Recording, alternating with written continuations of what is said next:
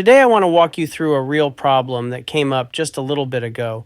Owen called me with an issue that a lot of federal project teams run into, and honestly, it's one of the easiest things to solve once you know how to handle it.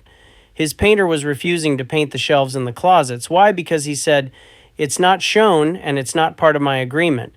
If you've ever worked federal jobs, you've heard that line 100 times.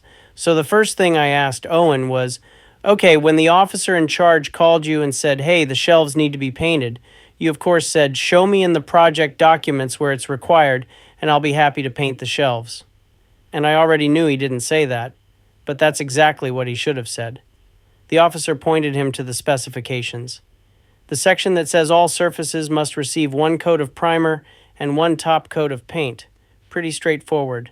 So then I asked Owen, why didn't you go back to your painter and say, here it is. This is what the specs require.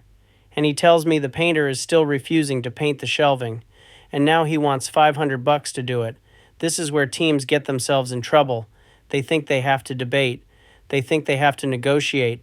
They think they're stuck. You're not stuck. Here's exactly what I told him. Call your painter and give him 2 choices. And either choice is perfectly fine for you. Choice number 1, paint the shelving, because the specs require it. End of story. It applies to all surfaces, and shelves are surfaces.